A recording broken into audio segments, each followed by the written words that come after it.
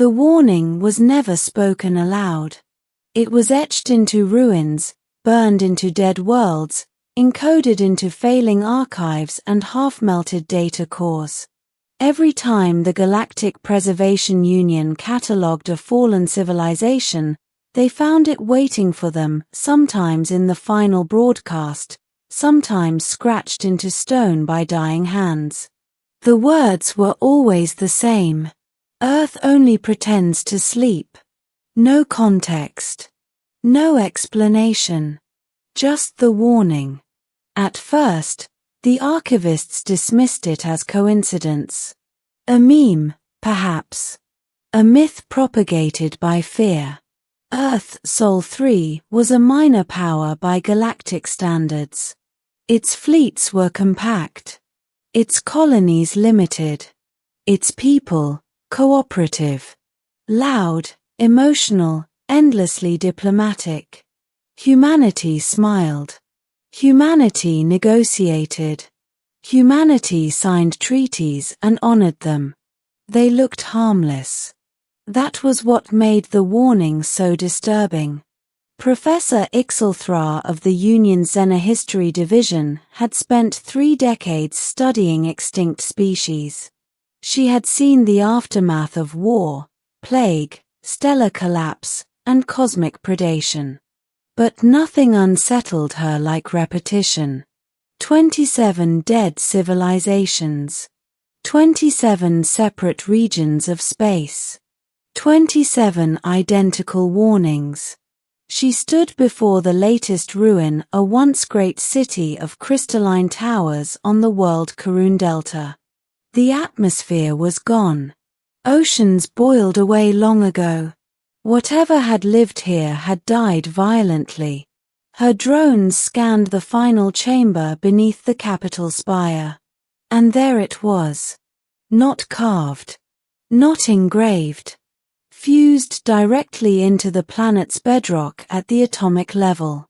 Earth only pretends to sleep. Ixelthra felt her frills tighten. Cross-reference, she ordered her assistant AI. Confirmed, the AI replied. Phrase appears in records of extinct civilizations spanning 400,000 years. Linguistic variance negligible. Translation confidence, 99.98%. That was impossible. Humanity had only reached the stars 12,000 years ago. So how could races that predated human spaceflight by hundreds of millennia know about Earth? Unless Earth had been known long before humans ever looked up. The Union called an emergency convocation. Representatives from every major species gathered: scholars, admirals, theologians, and risk analysts. The holoscreen behind Ixelthra displayed images of the warnings, one after another. The pattern is clear, she said. These civilizations did not fall randomly. They expanded aggressively. They consumed neighboring systems. And at some point, always the same point, they encountered something connected to Sol. A Talrexian warlord scoffed. Humans. They barely qualify as a galactic power. That is what concerns us, Ixelthra replied calmly. None of the warnings say humans. They say Earth. Murmurs spread through the chamber. An elder Kepri spoke next. Our oldest myths speak of sleeping worlds. Guardians. Sentinels left behind when the universe was young. Fairy tales, the Talrexian snapped. Every dead race left the same fairy tale, Ixelthra said. And they are all dead. Silence followed. Finally, the Union voted. They would ask humanity directly. The human ambassador arrived alone.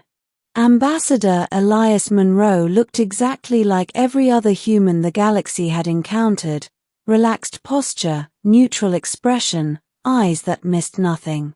He listened patiently as the Union presented its findings. When they finished, he did not immediately respond. Instead, he sighed. I was hoping, he said quietly, that we'd have more time. Ixilthra stiffened. Time for what? For you to not dig this up, Monroe replied. The chamber erupted in noise.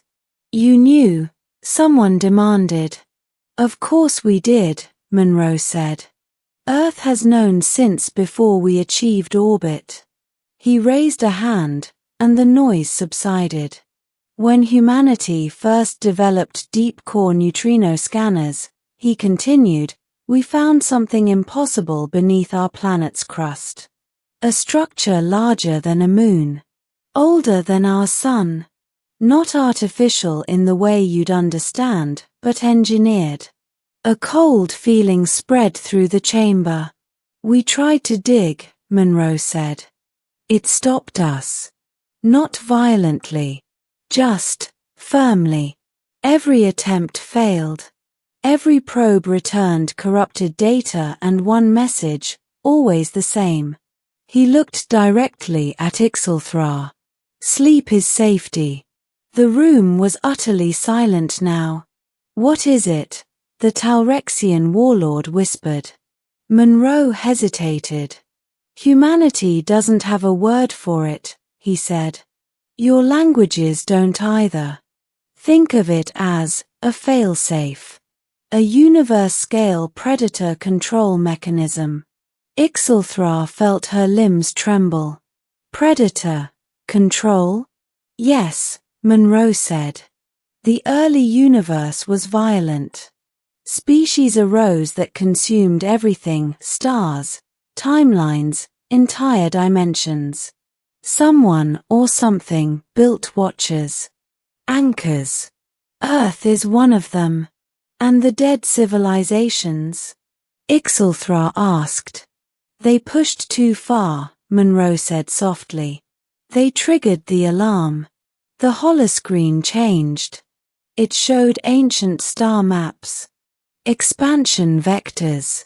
Dead zones spreading outward like scars. When a civilization reaches a certain threshold, unrestrained expansion, consumption without equilibrium, the sleeper stirs, Monroe continued. Reality bends. Physics sharpens. Their technology fails. Their stars become hostile. You're saying Earth killed them, the Talrexian growled. No, Monroe corrected. Earth woke up. A Khepri elder bowed its head. Then why does Earth still exist? Why hasn't it destroyed us? Because humanity intervened, Monroe said. Shock rippled through the chamber. We live on top of the lock, he explained. We evolved inside the containment zone. Earth shaped us, pressure, disaster, extinction events until we were compatible. Resistant. Adaptive. Your keys, Ixilthra whispered. Monroe nodded. And wardens. Earth pretends to sleep because we convince it to. Constantly. The Talrexian stood abruptly. This is madness. You expect us to believe your species holds back a cosmic extinction engine by willpower? Monroe smiled faintly. No, he said. By vigilance. The holoscreen shifted again, this time showing human fleets stationed not at borders, but along strange, invisible fault lines in space. Patrols that made no strategic sense. Every war you've seen us fight, Monroe said, every overreaction, every moment you thought humans were being paranoid, it was containment. Containment of what? Someone asked. Monroe's voice dropped. You. The Union recoiled. You let us think you were weak, Ixilthra said slowly. Yes, Monroe agreed. Because if the galaxy ever united against us, Earth wouldn't pretend anymore. The implications settled like a funeral shroud. Those warnings, Monroe said, gesturing to the ruins, weren't curses. They were apologies. Final messages from species who finally understood. What do they mean? Ixilthra asked. Monroe looked tired. They mean, do not force humanity to stop pretending everything is fine. The meeting ended without threats. Without treaties. Just fear. In the cycles that followed, galactic expansion slowed. Borders stabilized. Predatory empires collapsed from internal reform or sudden restraint. No one wanted to be the civilization that tested the sleeper again. Earth remained quiet, blue, peaceful, and beneath its crust, something vast and ancient remained still, not because it was dormant, but because humanity was watching.